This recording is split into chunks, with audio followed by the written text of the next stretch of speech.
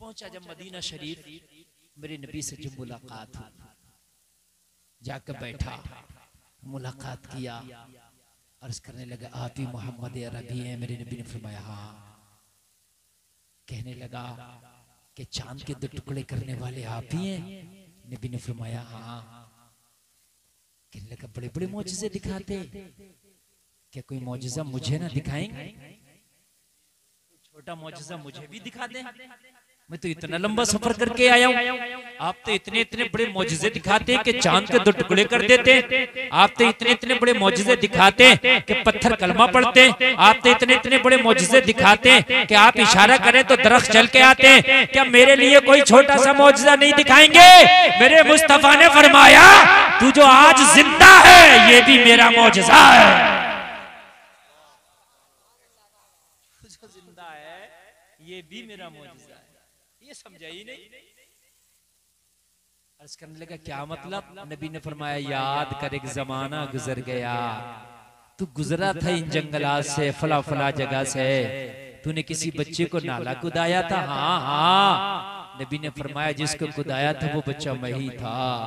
और मैंने उसी वक्त हाथ उठा के दुआ की थी अल्लाह तेरी उम्र में बरकतें अता करे। अल्लाह ने ऐसी बरकत दी है कि तू अभी तक जिंदा है। मेरा ही मौजज़ा है। कहने लगा मैं तो भूल गया। नबी ने फरमाया मोहम्मद किसी को नहीं भूलते।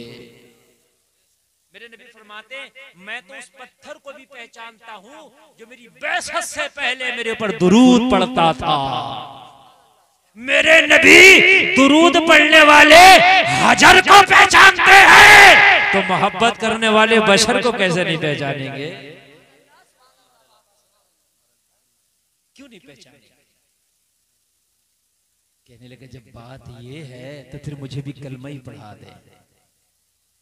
हिंदी कलमा पढ़ लिया, तो कलमा पढ़ के दाखिले इस्लाम हो गया। और फिर दाखिले इस्लाम होने के बाद काफी अरसा नबी की खिदमत में रहे, नबी की खिदमत अंजाम देते रहे, कई जंगों में शिरकत की। उसके बाद वापस इंडिया तशरीफ ले आए। दुआ देखें 100 साल नहीं जिए, 200 साल नहीं जिए, 300 नहीं, 400 नहीं, 500 नहीं, 600 नहीं, रतन हिंदी ने 700 साल की उम्र पाई। कितने साल की पाई भाइयों? 700 साल की उम्र पाई। आज भी उनका मज़ार शरीफ भटिंडा पंजाब में है, कभी जाना हो तो जाके देख लेना। ये है मेरे नबी की बरकत है। अरे दुनिया की क्या तरक्की है, ये इंसान को एक सांस नहीं दे सकती। मेरे नबी दुआ कर दे तो जिंदगी 700 साल की हो जाए। नारे तकबीर, नारे रिसालत, नारे रिसालत। मसला के आला हजरत, मसला के आला हजरत हजरत मुफ्ती गुलफाम रजा हसानी। नारे तकबीर। मेरे नबी दुआ कर दे तो उम्र 700 साल हो जाए। बोलो ना यार सुभान अल्लाह। ओ मेरे भाइयों कान खोल के सुन लो, ये जवानी जो है अल्लाह ने तुम्हें अता की है। तुम कहते हो जवानी दीवानी होती है, मैं भी मानता हूँ जवानी दीवानी होती है, मगर इस जवानी को गाड़ी या फोन का दीवाना ना बनाओ, इस जवानी को दुनिया का दीवाना ना बनाओ। ए नौजवानों, अगर तेरी जवानी दीवानी हो तो मुस्तफा की दीवानी हो जाए, तेरा काम हो जाए। तेरी जवानी अगर दीवानी हो तो मुस्तफा की मोहब्बत की दीवानी हो जाए। जमाना कहता जवानी दीवानी, मैं भी मानता हूँ जवानी दीवानी, मैं भी मानता हूँ।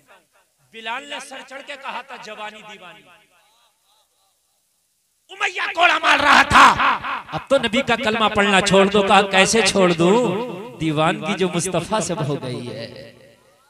इस दिल में मोहब्बत जो मदीना मुस्तफा की बस गई है। ओ लोगों कान खोल के सुनो, ये जो जवानी है इसे दुनिया के हवाले करके ना जाना, अगर जाना है तो मुस्तफा की मोहब्बत के हवाले करके। वाह वाह वाह, जिंदाबाद जिंदाबाद, बहुत अच्छा दरख्त।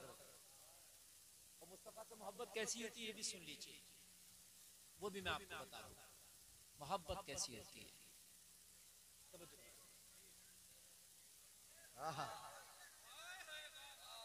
माशाअल्लाह, ये अकेले काफी है तुम्हारे पूरे गांव में नारा लगाने के लिए। अल्लाह इन्हें सलामत रखे। मैं इन्हें पहचानता हूँ, कई जलसों में इनसे मैं मुलाकात भी कर चुका हूँ।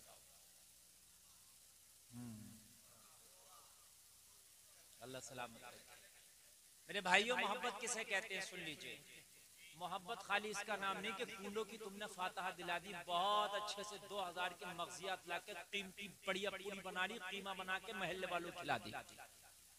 ओ भाई मैं तो बहुत पक्का सुननी हूँ, नहीं अच्छी बात है, मुस्तहब काम है, ठीक है भाई कर ले, लेकिन मेरे भाई मोहब्बत इसको कहते हैं। अल्लाह फरमा रहा है, सुन लीजिए, इंसान के घाटे के अल्लाह ने जिक्र किया कुरान में, घाटे में। फिर अल्लाह ने फरमाया 4 काम करने वाले लोग ऐसे हैं जो घाटे से बाहर हैं, और यही लोग वो हैं जो नबी से सच्ची मोहब्बत करते हैं।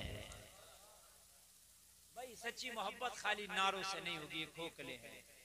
सच्ची मोहब्बत खाली जबान से नहीं होगी, ये खोखली है। मेरे भाई मैदान अमल में आके बताना पड़ेगी कि ये मोहब्बत है।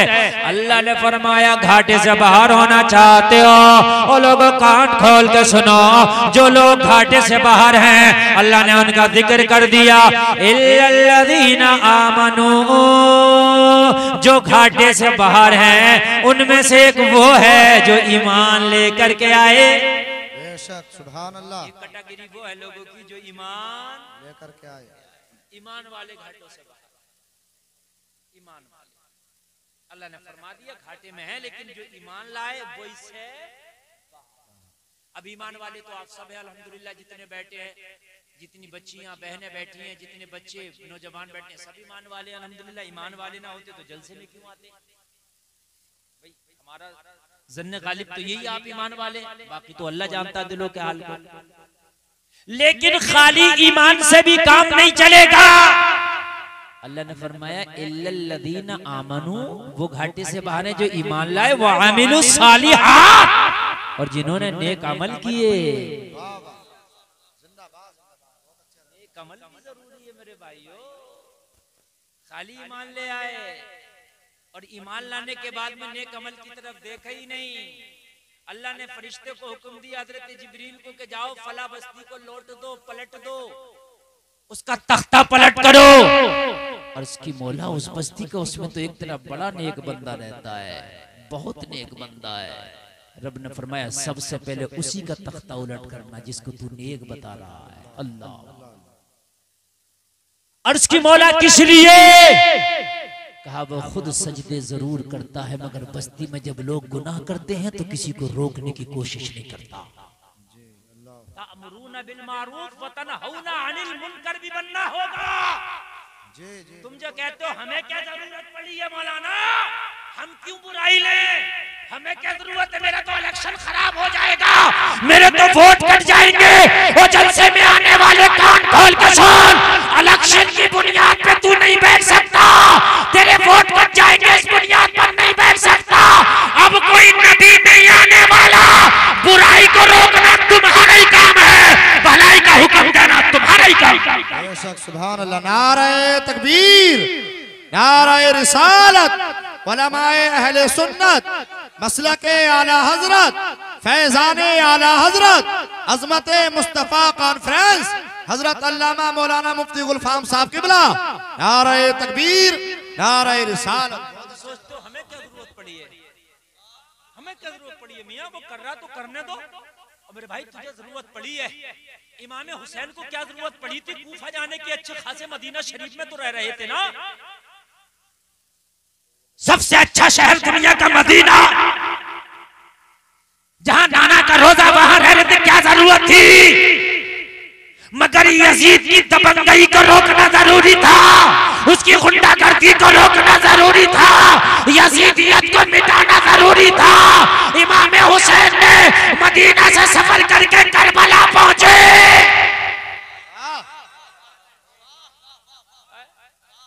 और तेरी बस्ती में हराम काम हो रहा, तू कहता मुझे क्या जरूरत पड़ रही, और नारा लगाता हुसैन का दामन नहीं छोड़ेंगे। ये कौन सा दामन पकड़ा तूने भाई? तू समझता खाली मौलवी का काम है? अच्छा मौलवी जुमे की तकरीर में मुखालफत कर दे, शराब पीना हराम है तो शराबी मुखालिफ हो गया, तो गांव के लोग कह रहे हैं हजरत तुम्हें भी क्या जरूरत पड़ी थी शराब के खिलाफ बोलने की? गरीब आ गया चक्कर में, एक कमजोर ईमान बेचारा, उसकी हैसियत कितनी सी उसने बोल दी, आ गया बेचारा चक्कर में। और तुम्हारा ईमान तो इतना पुख्ता, तुम तो खड़े होकर कहते हो मियां तुमने तो तफरका पैदा कर दिया। मौलवी तो फितने की बात करते। एक मेरे भाई कान खोल के सुन, वो भलाई का हुक्म देना ये तुम्हारा ही काम।